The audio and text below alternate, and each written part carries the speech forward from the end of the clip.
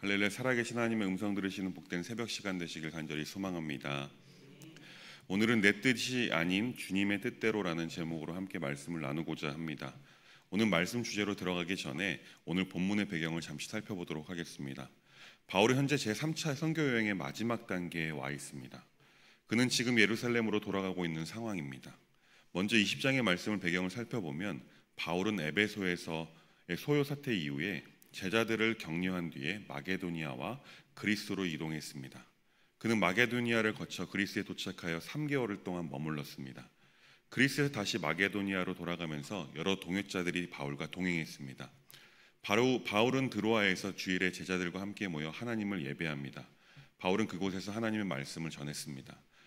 그의 긴 설교 도중에 유두고라는 청년이 창가에서 졸다가 떨어져 죽는 일이 발생하였습니다. 그러나 바울이 하나님의 능력을 힘입어서 그를 살려내는 이적이 일어났었습니다. 그리고 바울은 에베소를 거치지 않고 밀레도로 가서 에베소 교회의 장로들을 초청합니다. 왜냐하면 그곳에서 소동이 있었기 때문입니다. 초청에 응한 장로들이 오자 바울이 그들 앞에서 고별 설교를 전합니다. 그 내용은 자신이 예루살렘으로 가는 예정에서 맞이할 고난을 예감하면서도 하나님의 뜻에 순종할 것이다 라는 것이죠. 또한 바울은 자신이 지나온 사역의 여정을 회고하며 장로들에게 교회를 돌볼 것을 당부합니다. 그 바울의 고별 설교에 장로들은 크게 울며 작별 인사를 나눕니다.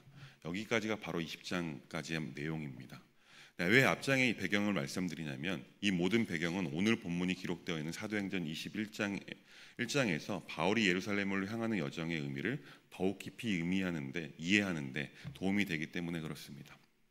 왜냐하면 지금 바울은 자신의 모든 선교 여행을 마친 뒤 고난받기 위해서 예루살렘으로 향하고 있기 때문입니다. 이제 본문의 배경을 살펴보면 바울은 밀레도에서 에베소 교회의 장로들과 마지막 시간을 뒤로하고 자신의 사명을 완수하기 위해서 지금 예루살렘으로 향하길 원하고 있습니다. 사실 예루살렘에는 바울에 대한 적대감이 계속해서 높아지고 있는 상황이었습니다. 특히 유대인 지도자들은 바울이 율법을 어기고 이방인들에게 유대교의 관습을 강요하지 않는다는 이유로 그를 반대하고 있었습니다. 바울은 이러한 반대와 박해를 알고 있었지만 예루살렘으로 향하는 그 여정을 멈추지 않았습니다. 왜 멈추지 않았냐면 지금 자신이 예루살렘을 가는 것이 하나님의 뜻이다라고 믿었기 때문에 그렇습니다. 그래서 지금 바울은 고난을 직감하고 많은 사람들이 성령의 감동으로 가지 않기를 권면했지만 굴하지 않고 꺾이지 않고 예루살렘으로 향하고 있는 것입니다. 예루살렘으로 향하는 여행의 경로를 살펴보면요, 바울과 그의 일행은 고스를 거쳐 로드에 도착하고 로드에서 바다라로 향합니다. 그들은 두로에 도착하여 제자들과 함께 시간을 보냈다고 1절부터 3절까지의 말씀을 통해서 기록하고 있습니다. 두로에서 제자들은 성령의 감동을 받아 바울에게 예루살렘으로 가지 말라라고 권면합니다. 그러나 바울은 이 경고에도 불구하고 예루살렘으로 가기로 결심했습니다. 그 내용이 4절부터 6절까지의 말씀에 기록되어 있습니다. 7절부터 14절까지의 말씀을 보면 가이사라로 이동하여 일곱 집사 중 전도자라고 불리게 된 빌립의 집에 머물렀다라고 말씀합니다. 빌립에게는 또한 4딸이 있는데 그들은 모두 처녀로서 예언을 하는 자들이다라고 오늘 성경은 말씀하고 있습니다. 그 빌립의 질에서 여러 날을 머무르는데 유대에서 온 예언자 아가보라 하는 사람이 바울의 허리띠를 가지고 바울이 예루살렘으로 가면 결박당하게 될 것이다 라고 성령의 감동하심을 따라서 예언을 하는 장면이 오늘 본문에 기록되어 있습니다.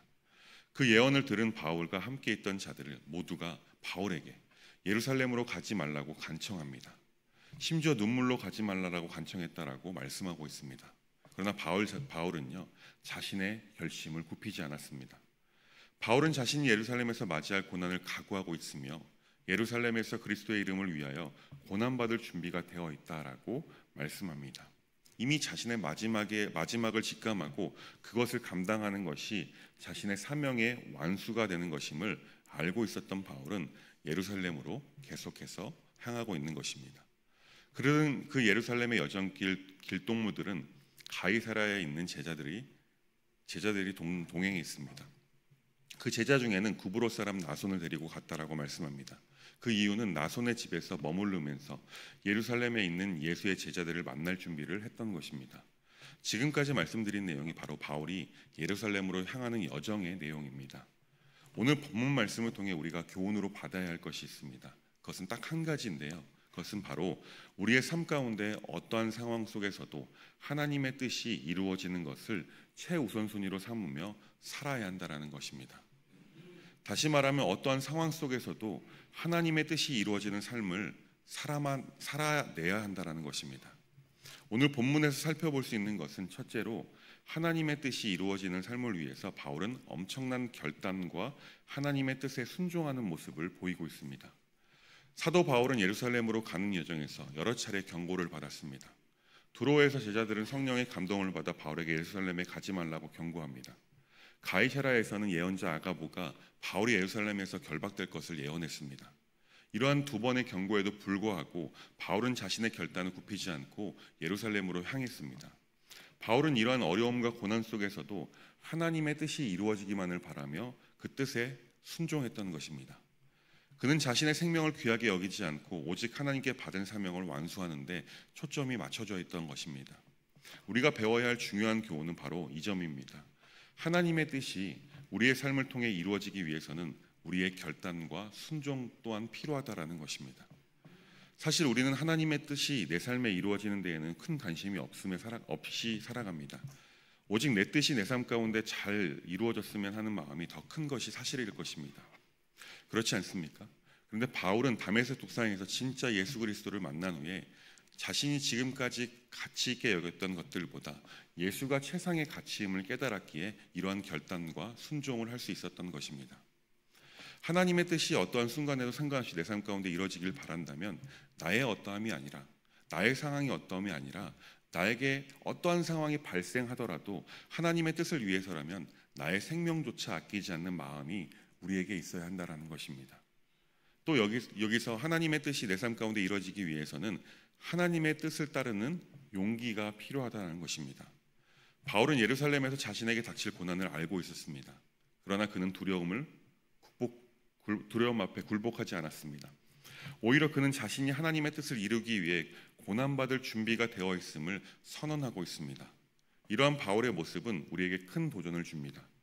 우리의 삶에서도 때때로 하나님의 뜻을 따르기 위해 어려운 결정을 내려야만 할 때가 있습니다. 그러나 그때마다 우리는 두려워하지 말고 하나님의 뜻을 신뢰하며 나아가야 합니다. 왜냐하면 하나님의 계획이 나의 계획보다 옳기 때문입니다. 또한 하나님께서는 우리의 연약함을 아시고 우리에게 필요한 용기와 힘을 주실 것이기 때문에 우리는 두려워하지 말고 담대한 용기가 필요한 것입니다. 또한 바울의 여정에서 그의 동역자들과 제자들은 그를 향한 사랑과 염려로 가득했었습니다. 그들은 바울에게 가지 말라고 간청하며 울며 기도했습니다. 이러한 모습은 우리에게 신앙 공동체의 중요성을 상기시켜 줍니다. 그렇습니다. 바울도 혼자가 아니었지만 우리도 혼자가 아니라는 사실입니다. 하나님의 뜻을 이루기 위해 함께 기도하고 격려하며 서로를 세워주는 신앙 공동체가 우리에게 있습니다. 이 공동체 안에서 우리는 하나님의 뜻을 더 분명하게 이해하고 그 뜻을 이루기 위해 함께 노력해야 합니다. 서로 짐을 나누어지며 하나님의 뜻이 우리의 삶과 공동체 안에서 이루어지도록 돕는 것이 바로 우리의 사명이기 때문에 그렇습니다. 사랑하는 여러분, 오늘 본문에서 바울의 모습을 통해 우리는 하나님의 뜻이 어떠한 상황 속에서도 이루어지는 삶을 살아야 함을 배웠습니다. 하나님께서는 우리의 각자의 삶을 통해 놀라운 계획을 이루어 가실 것입니다. 바울과 같이 하나님의 뜻에 순종하는 것, 하나님의 영광을 위해 살아가는 삶이 우리 삶의 가장 큰 축복임을 믿으시기 바랍니다. 왜냐하면 하나님의 뜻을 순종하는 것, 하나님의 영광을 위해 살아가는 것이 우리에게 더욱더 좋은 선택이기 때문에 그렇습니다. 그렇게 우리는 하나님의 뜻을 순종하고 그분의 영광을 위해 하루하루를 살아가야만 합니다.